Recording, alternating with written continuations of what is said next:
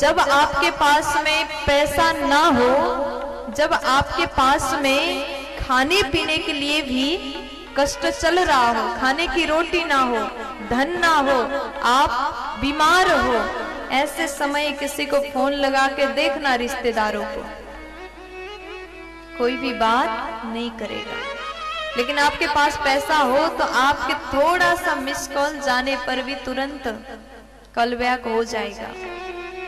लेकिन दुख है तो संसार के लोग अपने आप दूर हो जाएंगे, और दुख के समय केवल साथ आने वाले, काम आने वाले केवल भगवान है।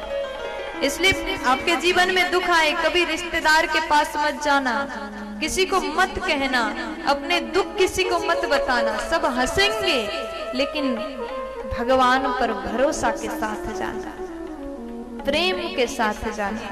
दुख ही एक ऐसा माध्यम है जो भगवान से जोड़ सकता है, हमें उनसे जोड़ के रखता है। इसलिए दुख, भगवान से दुख मांगो, सुख तो सब मांगते हैं, दुख भी मांग के देखो।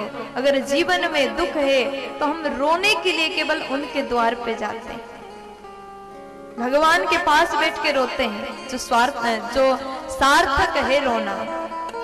आप भगवान के पास बैठ के रोते हो ना, जितने आंसू आपके गिर गए भगवान उतना कृपा करते हैं। इसलिए दुख सुनाना है तो भगवान के पास बैठ के सुना, उनको सुना, वो सुनेंगे, दुनिया के लोग नहीं सुनते। इसलिए दुख में सुमिरन सब करें। दुख के घड़ी में हम भगवान को याद करते हैं। इसलिए मैया बोली कि हमारे जीवन में दुख दे दो और कुछ नहीं चाहिए।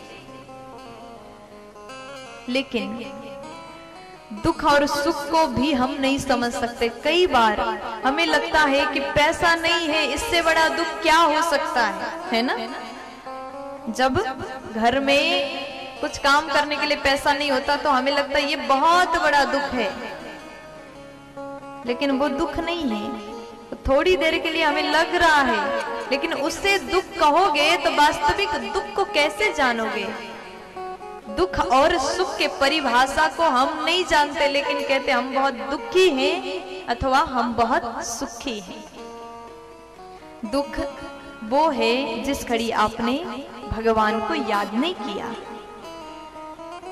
जिस दिन, जिस पल, जिस समय आप भगवान को भूल जाते हो, उससे बड़ा दुख कुछ और नहीं है। इसलिए जीवन में बस यही कोशिश करो कि हर समय भगवान को याद करते रहे।